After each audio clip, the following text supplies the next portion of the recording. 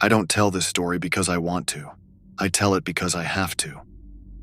Some nights I wake up, drenched in sweat, still hearing their voices echo in my head.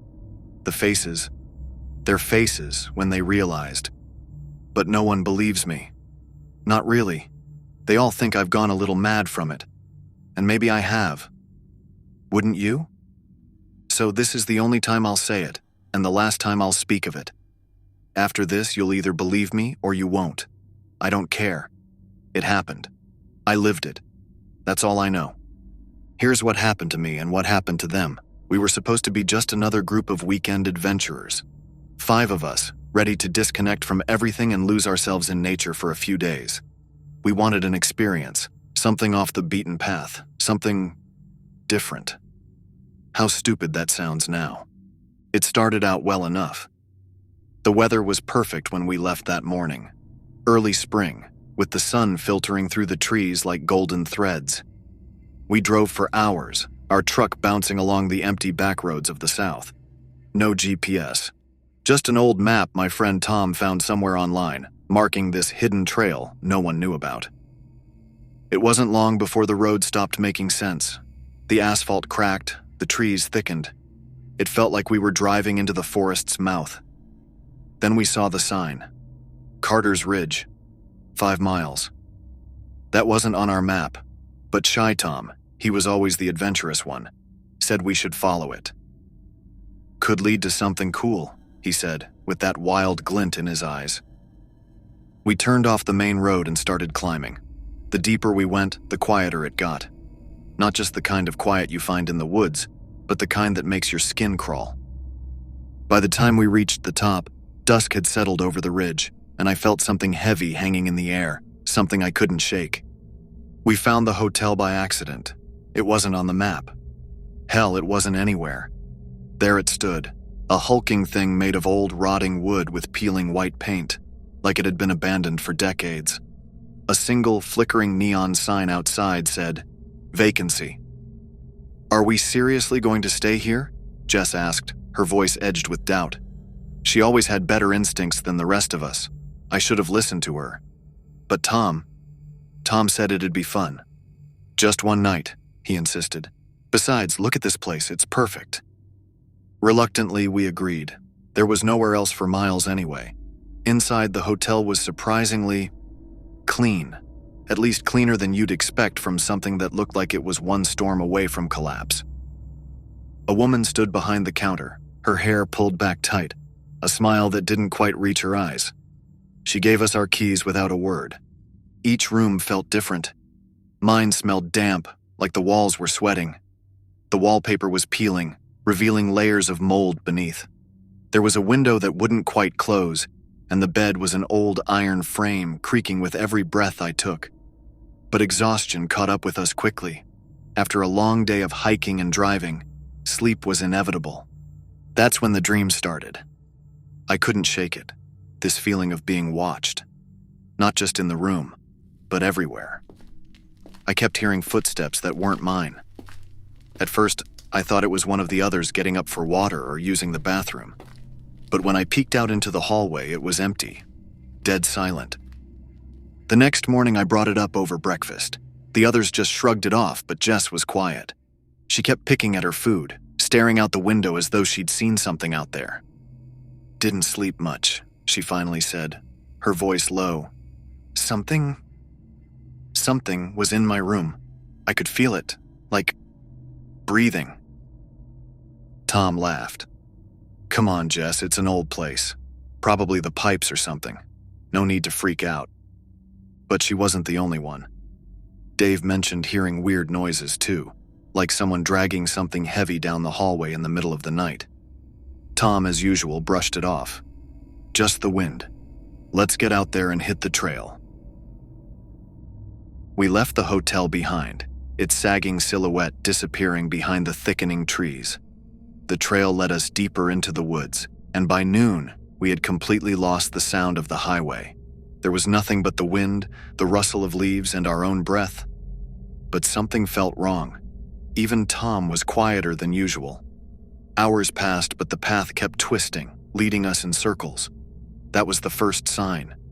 We should have turned back, should have retraced our steps, but Tom insisted we keep going. He always had to push things too far.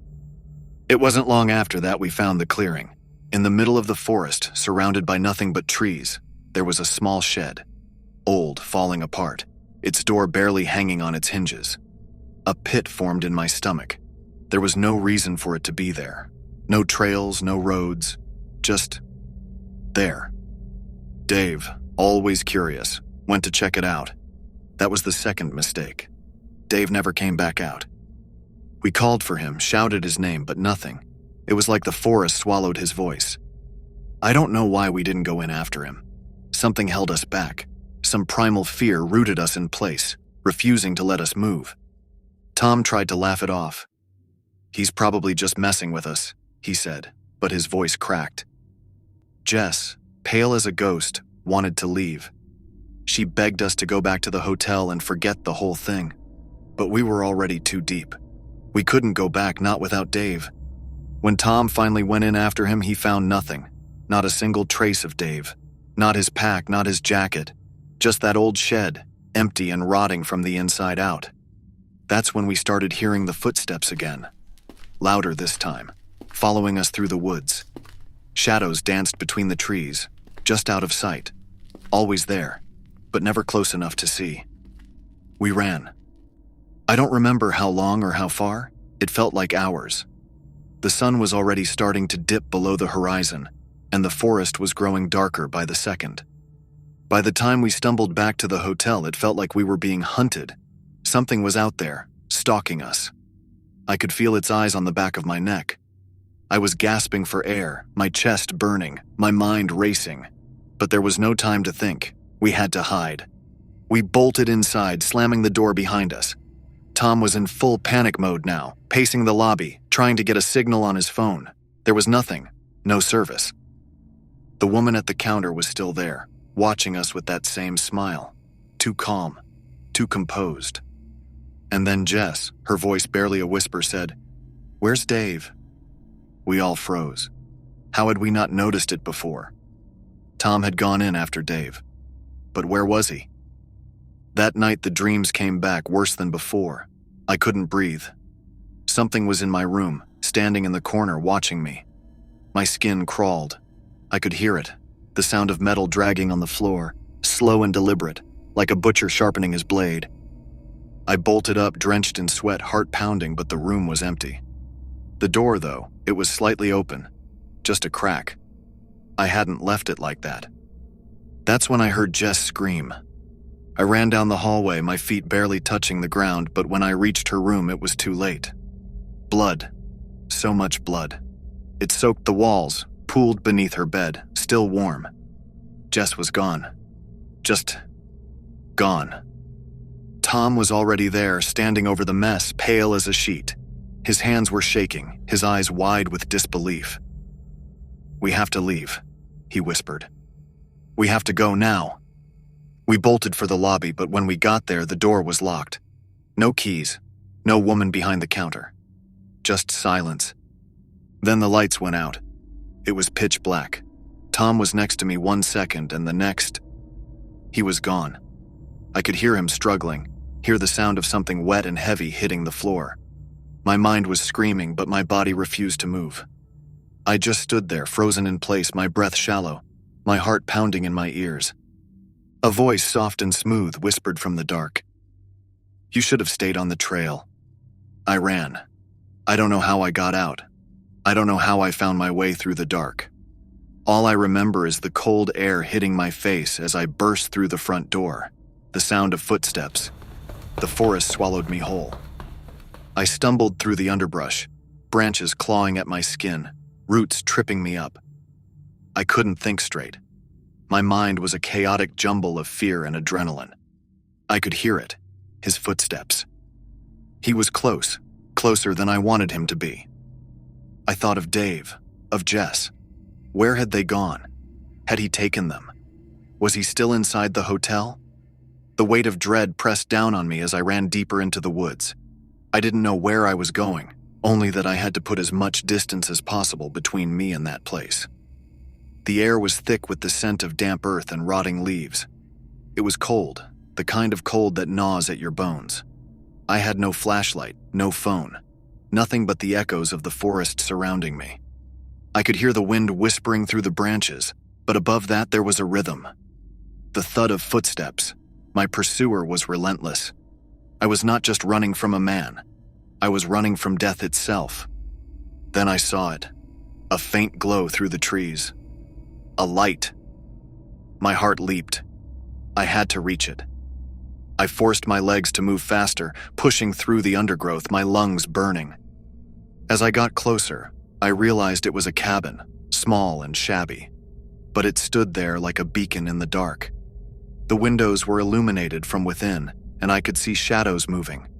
Someone was inside. Hope ignited in my chest as I stumbled to the door, pounding on it with all my strength. "Help, please, let me in," I shouted, panic and desperation lacing my voice.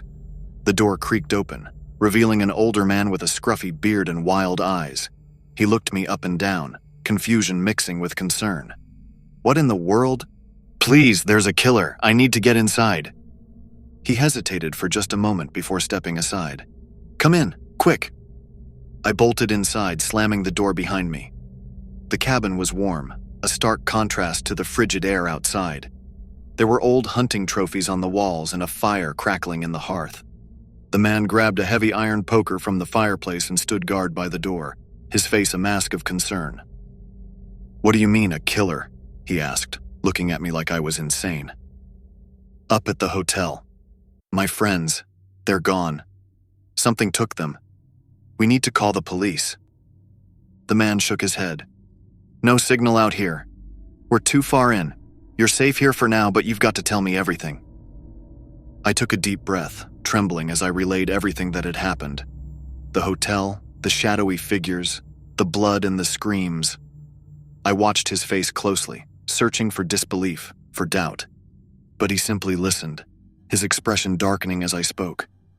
When I finished, he sighed heavily, the poker slipping from his grip to the floor with a dull thud.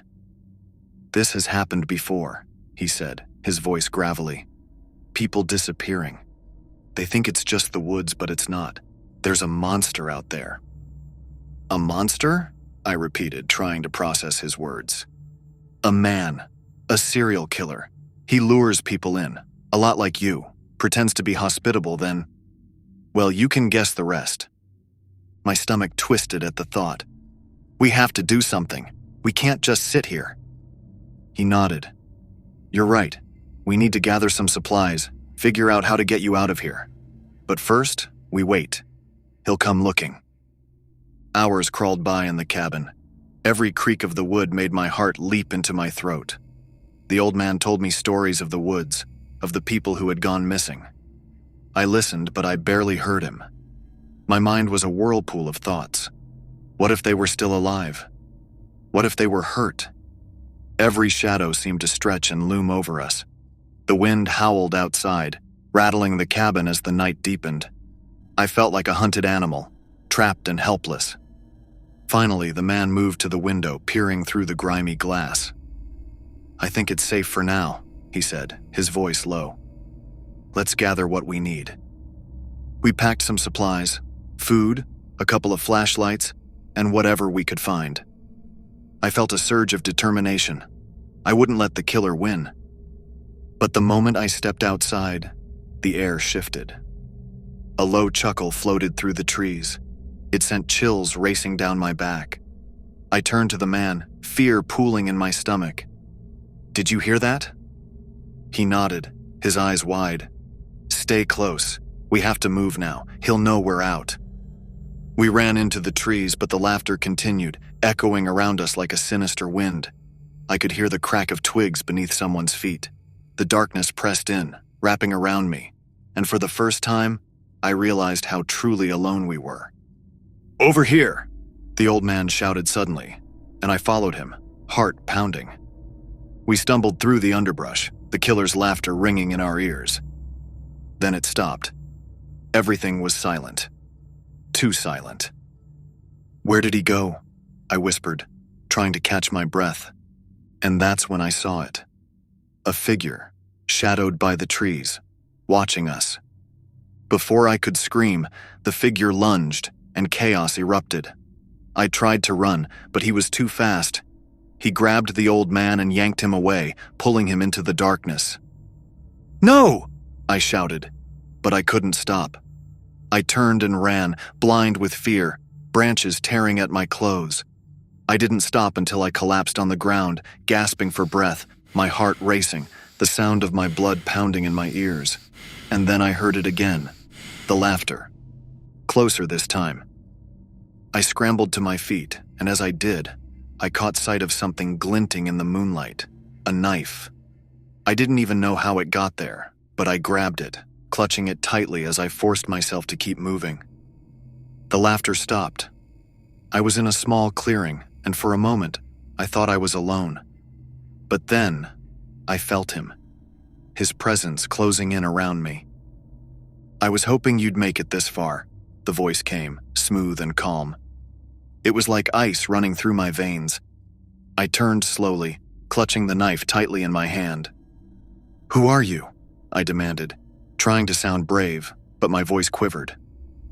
He stepped into the moonlight, his face obscured by shadows, but the glint of his eyes shone bright. "Oh, you know who I am. I'm the one you should have listened to. I'm the real adventure, the thrill you were seeking." I took a step back, fear constricting my throat. "You killed them." "Not all of them," he replied, a sly smile creeping across his face. "You're still here, aren't you? You're my last little surprise." In a blur, he lunged forward. I barely had time to react. I swung the knife wildly, the blade connecting with something soft, and he stumbled back, a cry of pain escaping his lips. But he was quick, faster than I anticipated. He lunged again, and this time he caught me off guard, his hands gripping my throat. Panic clawed at my insides as I gasped for air. But the knife was still in my hand. With all my strength, I thrust it upward, and it found its mark. He collapsed to the ground, the moonlight reflecting off the blood pooling around him. I didn't stop to look back. I just ran, stumbling through the trees, following the sounds of the distant highway, my only thought to survive. When I finally made it back to the road, a car was approaching. I waved my arms frantically, and it screeched to a halt. The driver rushed out, his eyes wide with concern. "What happened? Are you okay?" "No!" I screamed, breathless, my voice raw. "Help me! Call the police!" As I collapsed on the side of the road, the weight of everything crashed down on me. The images of my friends flooded my mind, their laughter, their voices, the fear, the horror. It would stay with me forever. But I was alive. They found the hotel, but the killer was gone, slipping through the cracks of the night like smoke. They never found Dave or Jess. The police said it was a deranged man, a ghost of the woods. I spent nights replaying the events over and over in my head, wondering what I could have done differently. But I knew deep down, it was never about me. It was about something darker, something that lurked in the shadows, preying on the unsuspecting.